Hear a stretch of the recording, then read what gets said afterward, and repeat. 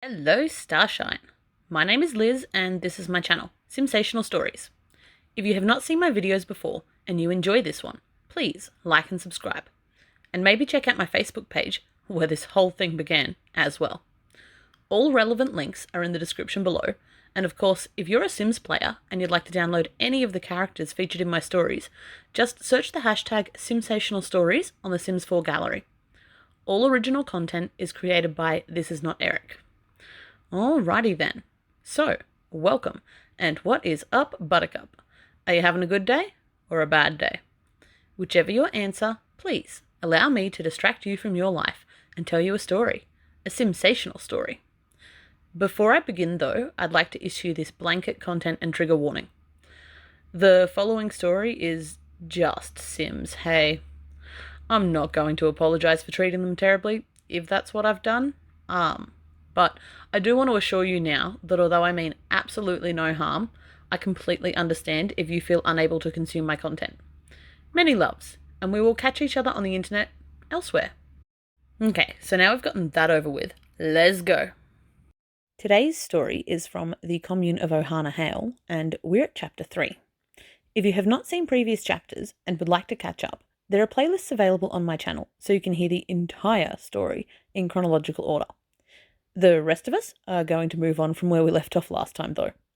So without further ado. Sunflower had never been somewhere that was as eco-friendly as Ohana Hale. The commune's founder, Lucas Pointer, kept bugs that he actually ate. There were solar panels on the roof, water collection machines, a veggie garden. The list went on and on. It was a difficult adjustment for the young teen, as she had never lived off the grid before now. Yet community life at Ohana Hale was calm, peaceful and communal. There were no set chore rosters, although everyone was expected to pitch in of course, and each evening they would all eat a candlelit dinner together on the beach. It was a good opportunity for everyone to touch base, as well as plan future projects, and Sunflower felt like she was part of the family. With 8 residents in total, the days were busy at Ohana Hale, so they all appreciated a chance to relax and reconnect at the end of the day. Each tent had its own campfire for personal cooking or small gatherings, but more often than not, after dinner was finished, the members of the commune would light the large bonfire to stay up and spend even more time together around, before eventually retiring to their individual tents to sleep. After the initial warm welcoming glow began to wear off, Sunflower had to be honest with herself. It was all a bit much, and actually very boring for Sunflower's tastes. She just had to get out of the house, tent, and have some fun. Sulani didn't exactly have much nightlife compared to San Mishono, but at least it had a bar. Sunflower began to sneak out to go there after everyone at the commune retired to sleep. Nobody was specifically charged with her welfare, nor did they really expect her to go anywhere. So at first, the only person who knew about Sunflower's midnight escapades to the bar was Jaquan and Floria's young daughter Aliana, who was in the habit of getting up early before school to do her homework. She was often there when Sunflower came home from a night out. Mele Kahana Noi saw her out one night though, and was concerned. Sulani was a small place with a community almost as tight-knit as the one at Ohana Hale itself, and so she, and everyone else, knew that Sunflower was staying at Ohana Hale. Mele was concerned about the young girl being out so late by herself. Mele watched Sunflower for a while that night.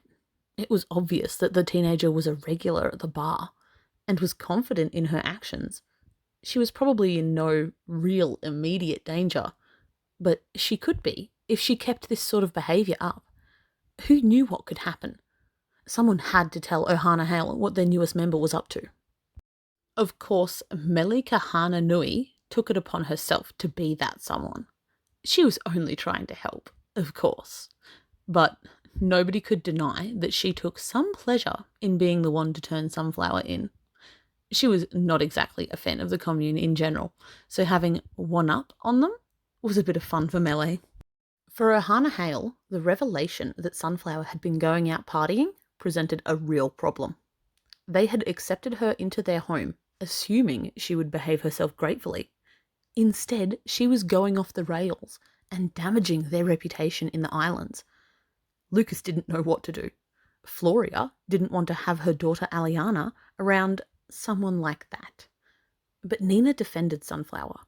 She'd grown close to the wayward teenager and argued that they just needed to talk to her. Unfortunately, it was Floria, not Nina, who first confronted the teenager about her behaviour.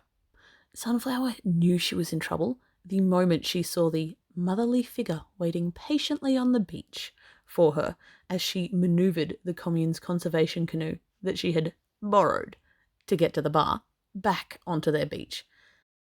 This was gonna suck. Floria tried to be cool. She had been young once, and not so very long ago too, and she knew what it was like. She didn't want to be a killjoy or anything, but Sunflower had to realize that what she was doing wasn't safe.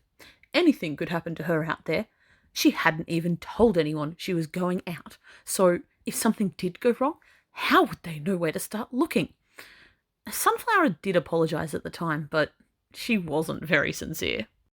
The next day, Sunflower also talked it all over with Nina. She hadn't meant to worry them, but was it really that big of a deal? She used to literally do the exact same thing when she lived on the streets of Simsational, which was supposedly a lot more dangerous than Sulani, and yet she was always totally fine there. It was like they'd forgotten where she came from or something. Like she knew how to take care of herself. They were all just overreacting. Overreacting or not, the Commune had a swift judgment and punishment for Sunflower. She was to be watched more closely and asked to direct her excessive spare energy towards different, more wholesome activities. They didn't force her to do chores exactly. They just strongly encouraged her to do the right thing. Chores. Sunflower, understandably, began to feel rather resentful. She was perfectly capable of looking after herself. She wasn't a child. Everyone seemed to forget that she had been on her own for months before Kailani took her in, and she'd managed just fine. It hadn't been easy, and yeah, okay, it was nice to have some support for once, but why did that support always have to come at the cost of being controlled? And so, while at first Sunflower had seemed to fit in wonderfully at Ohana Hale, as time went on, it was becoming more and more obvious that there was a disconnect there. She was an independent soul and didn't really want to be part of their tight-knit community. It wasn't that Sunflower didn't appreciate the place and the people at Ohana Hale, because she did. She was so grateful to them all. They'd given her a place to stay and they wanted to look after her. But she didn't really care about the environment and Sulani passionately like they all did, and living in a tent was really starting to get old. But where else could she go? And that brings us to the end of Chapter 3 of the Commune of Ohana Hale. If you've enjoyed this video, don't forget to like and subscribe so you can tune in soon to hear the next chapter. Or like I said, look us up on Facebook. Bye!